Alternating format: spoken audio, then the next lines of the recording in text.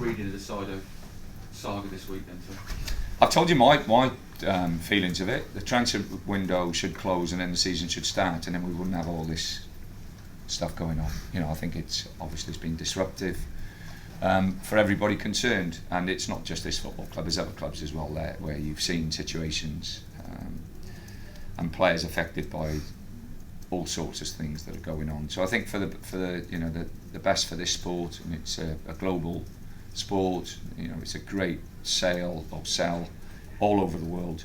I really do think that we should get our act together, and everybody should get together and make sure that the transfer window closes and then everybody concentrates on the football, and that means everybody. Will you have him here in your mind next week? I don't know. We'll have to wait and see. Like I've said at the beginning, I'm not, and I wasn't in the discussions that the chairman had with Saido yesterday. I've not seen Saido since. We're training this afternoon. I'll have a chat with the lad when he comes in. But my thoughts are, I'd never say never to anything until it's closed and factual, and that's the big thing with me. But the chairman's pretty sure, isn't he? He's saying you'll be here.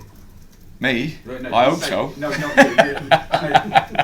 Well, we've seen that before. No. Yeah. The chairman's saying to Saido, you'll be here next week, we're not selling you. Yeah. Well, I've not read the statement, so if he said that, he said that. I can't answer for the chairman. If the chairman said that, then he said it. But things must get pretty bad though for you to have to leave a player out. I mean, how bad emotionally does he get? Well, it's not just about football. It's about the person, and it's about the lad, and it's about what he's going through and what he's not going through. And he's a human being. He's not just a lump of meat that people are throwing around. Trying to sell a piece of meat. He's got emotions, and you've got to protect him. And I feel as though at times, having spoken to him and being with him, that he needs that protection, and it's part and parcel of management really. Some people would still play him. Having spoken to the kid, I don't think he's 110% clear on what his future is, Pete. And like I say, so many people who get through to these youngsters and say things to these youngsters that it is very, very difficult. Put it into perspective for fans then, who say he does play this weekend, next weekend. Some of them will think they should boo him because he wants out of their club. Put it into football perspective about. Well, like again, if you want me to put it in football perspective, it shouldn't be happening because the system's wrong. Full stop. But can you take a player then next week and say, right, son, you haven't gone, you're here. Can it work? Well, we'll see. We'll see what happens, and then we'll deal with it then. I think factually, that hasn't happened yet, so it's all hypothetical. I'm a great believer in people being, open and honest with things, and Saido has been open and honest with me, and I've reacted to a lad that has done exceptionally well for this football club, and especially after the window closed last season. It disrupted him last year, it's disrupted him again this year, and it's something that has to be dealt with the main authorities, I think, who run the system.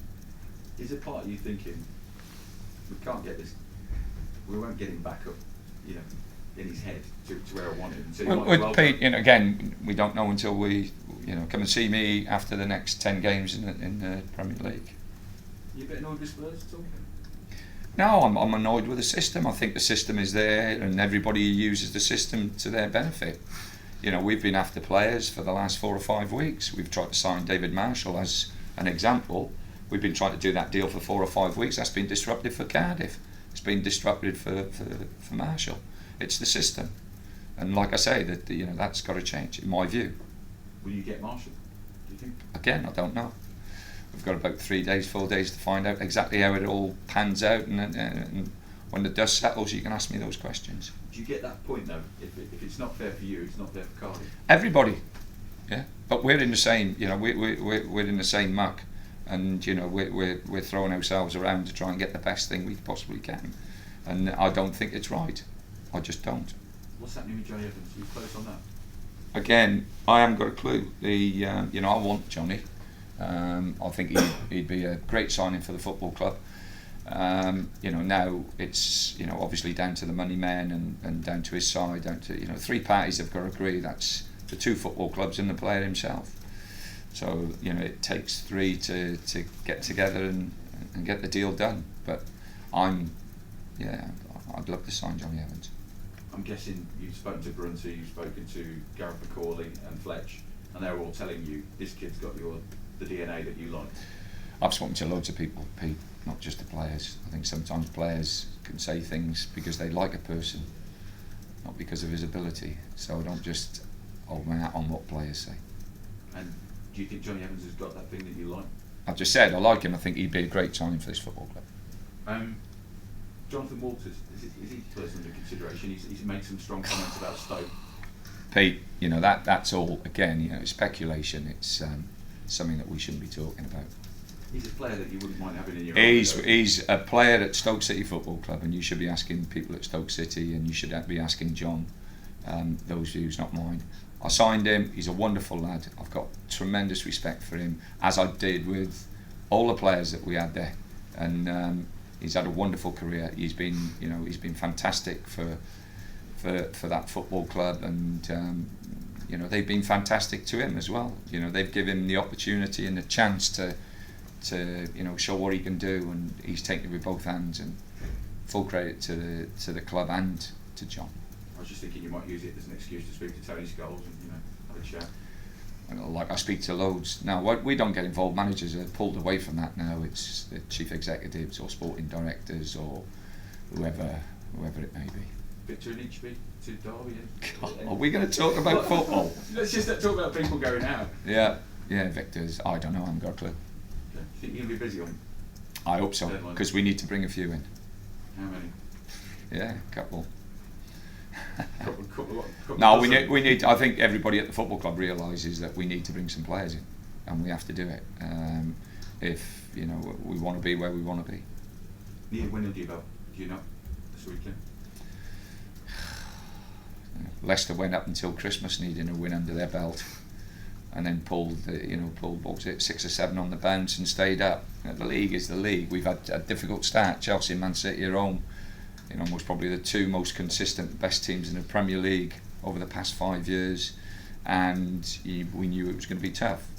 We'd played better against Chelsea than what we had in the previous 2 games, so that was good, and we could have scored more goals. I think that what we have got to do is be a little bit more solid as a team.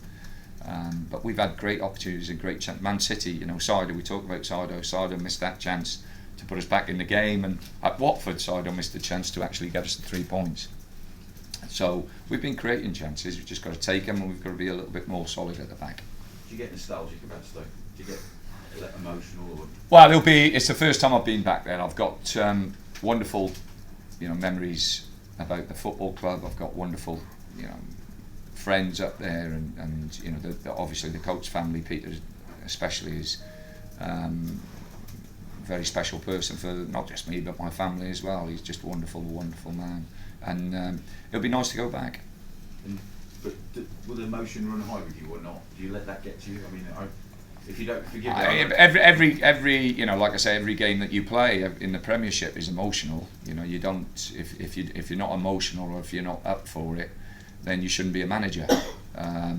Saturday, I don't know what's going to happen, so it's going back to my own stamping ground, and it's a wonderful football club, and it'll always be very much a part of me, irrespective. Maybe in a few years' time I'll have enough time to sit back and go through all the stuff that we actually achieved there, but we played a part in helping build the football club, and that I did my job, and I hope people think that I didn't do bad doing it. Just one more on Berahino, if I may. You obviously got a dilemma of whether to play him or not. Have you made up your mind? No, I won't make my mind up until I speak to him today. I'll have a good chat with him this afternoon. Like I said, the lads are not in until 3 o'clock, so I'll pull him and I'll have 10 minutes with him, and I'll see where he is and how he is and everything else, and we'll decide then what's best.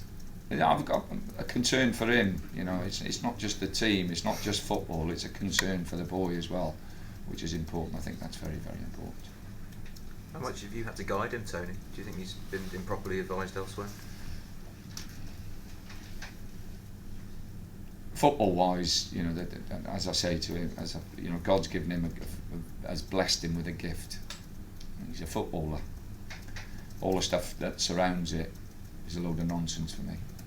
You know, that comes, the money, the prestige, and everything else will come, you know, with the quality that the kid has got. So he should not worry about that. He should just worry about playing football.